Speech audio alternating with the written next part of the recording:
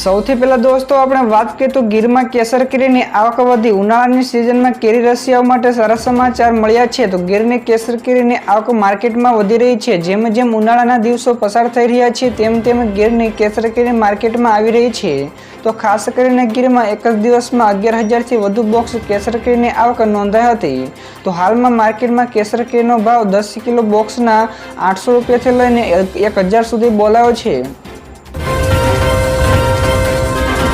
બીજા સૌથી મોટા સમાચાર સામે આવ્યા છે। પદ્મિની બા ઉપર પૈસા ઉઘરાવવાનો આરોપ। તો ક્ષત્રિય સમાજ આંદોલન સમિતિમાં નવો વિવાદ સામે આવ્યો છે। તો પદ્મિની બા વાળા ઉપર પૈસા ઉઘરાવવાનો આરોપ લાગ્યો છે। જ્યારે ક્ષત્રિય સમાજના વોટ્સએપ ગ્રુપમાં મેસેજ વાયરલ થઈ રહ્યા છે, જેમાં પદ્મિની બાએ 800 મહિલાઓ પાસેથી 1200 લેખે 9.60 લાખ રૂપિયા ઉઘરાવવાની વાત કરવામાં આવી હતી। તો આની સાથે આવી મહિલાઓથી દૂર રહેવાની પણ વાત કરી છે। તો તેની સામે પદ્મિની બાએ પણ 1 રૂપિયો લીધા નથી તેમ પણ કહ્યું હતું અને મેસેજને ખોટો ગણાવીને સાયબર ક્રાઇમમાં ફરિયાદ પણ કરી છે। આગળ દોસ્તો વધુ એક સૌથી મોટા સમાચાર મળ્યા છે। કેજરીવાલનું પરિવાર દ્વારા ઉષ્માભર્યું સ્વાગત। તો ગઈકાલે જ્યાં દર્શક મિત્રો સીએમ અરવિંદ કેજરીવાલની તિહાર જેલમાંથી નીકળ્યા બાદ તેમને નિવાસ સ્થાને પહોંચ્યા હતા। તો અહીં તેમના પરિવારના સભ્યો દ્વારા કેજરીવાલનું ઉષ્માભર્યું સ્વાગત કરવામાં આવ્યું હતું। તો ઘરના દરવાજે કેજરીવાલને ફૂલની માળા પહેરાવી અને તેમની આરતી કરીને ઘરમાં લાવવામાં આવ્યા હતા। તો દોસ્તો તમને જણાવી દઈએ કે સુપ્રીમ કોર્ટે કેજરીવાલને 1 જૂન સુધી વચગાળાના જામીન આપ્યા છે। તો દોસ્તો ફટાફટ આગળના બીજા સૌથી મોટા સમાચાર મળ્યા છે। તો આ ચૂંટણી દેશના ભવિષ્યની ચૂંટણી છે, જ્યાં દર્શક મિત્રો પીએમ મોદીએ ગઈકાલે તેલંગાણાના મહબૂબનગરમાં જનસભાને સંબોધિત કરી હતી। ત્યારે તેમણે કહ્યું હતું કે આ ચૂંટણી દેશના ભવિષ્યની ચૂંટણી છે। તો કોંગ્રેસ અને તેના જેવા પક્ષોએ દાયકાઓ સુધી જનતાને માત્ર ખોટા વચનો જ આપ્યા છે, પરંતુ હવે દેશ મોદીની ગેરંટી જોઈ રહ્યો છે અને મોદીની ગેરંટી એટલે વિકાસની ગેરંટી, ત્યારે મોદીની ગેરંટી એટલે રાષ્ટ્રીય સુરક્ષાની ગેરંટી, ત્યાર સિવાય મોદીની ગેરંટી એટલે આગામી 5 વર્ષમાં ગરીબો માટે 3 કરોડ નવા મકાનો બાંધવાની પણ ગેરંટી છે। તો દોસ્તો આ અંગે તમારું શું નિવેદન છે ફટાફટ નીચે કોમેન્ટ કરો। ત્યારબાદ દોસ્તો બીજા સૌથી અગત્યના સમાચાર મળ્યા છે। અચાનક આવ્યા નિલેશ કુંભાણી, મોટી ચેતવણી આપી। સુરત કોંગ્રેસના ઉમેદવાર નિલેશ કુંભાણીએ ગઈકાલે અચાનક મીડિયા સામે આવ્યા હતા। તે દરમિયાન તેઓ બોલ્યા કે હું અત્યાર સુધી મારા ઘરે જ હતો, તો ભાજપ સાથે કોઈ પણ લેવા દેવા નથી, તો ભાજપ સાથે સંપર્ક પણ થયો નથી।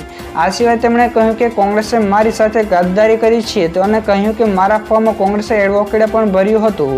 આ સિવાય તેમણે કહ્યું કે 2017માં કોંગ્રેસે લીધેલા બદલાનો મેં બદલો લીધો છે, તો હું સુરતમાં આટા મારું છું, કોઈ માયનો લાલ મને આડીને પણ જુએ।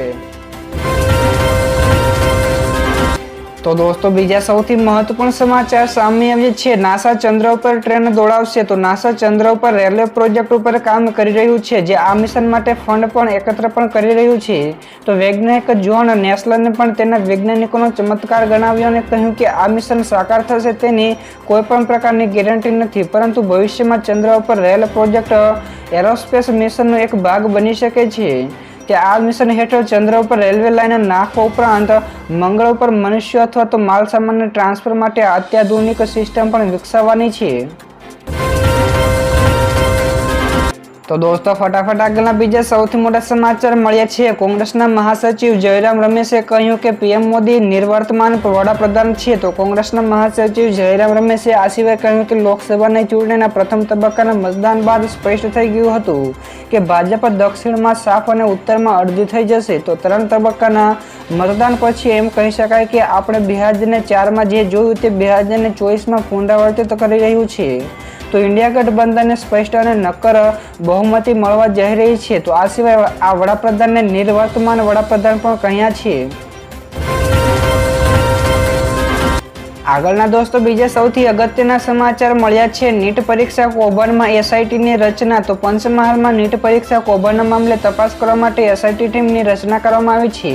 તો પોલીસે બનાવેલી એસઆઈટીએ તપાસ પણ શરૂ કરી દીધી છે। તો મળતી માહિતી અનુસાર આરોપી તુષાર ભટ્ટે વિદ્યાર્થીઓને આ વડે તેટલું ઓએમઆર શીટમાં લખીને બાકીનું બ્લેન્ક છોડવા માટે કહ્યું હતું।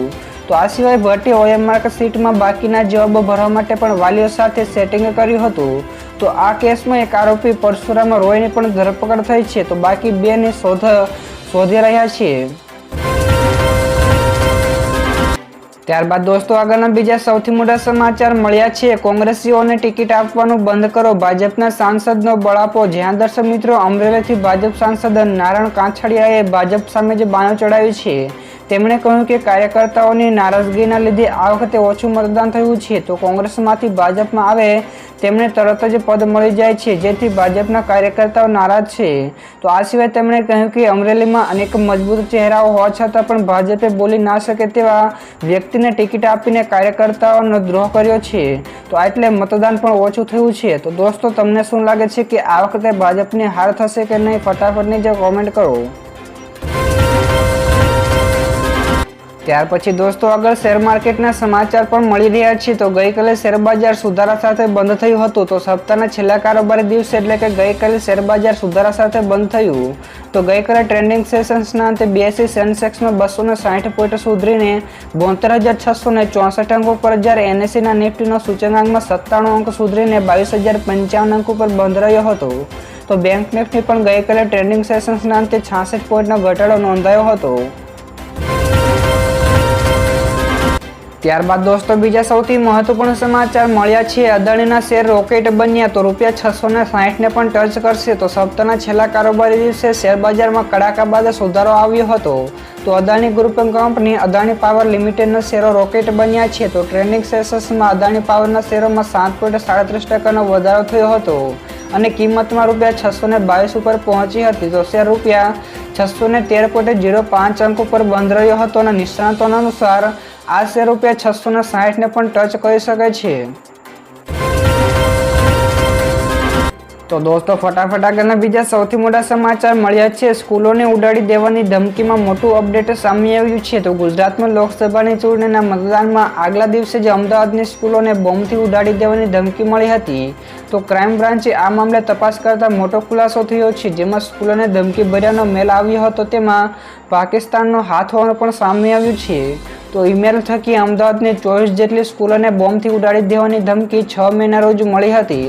તો સમગ્ર મામલે પોલીસે તપાસ કરી રહી છે અને કાયદેસરની કાર્યવાહી હાથ ધરાઈ છે. તો દોસ્તો બીજા સૌથી મહત્વપૂર્ણ સમાચાર મળી રહ્યા છે. કતર બાદ ઈરાને પણ 5 ભારતીયોને છોડ્યા. તો કતર પાસેથી ભારતીય નેવીના 8 પૂર્વ અધિકારીઓને છોડાવ્યા બાદ હવે ભારતને બીજી મોટી કૂટનીતિક સફળતા મળી છે.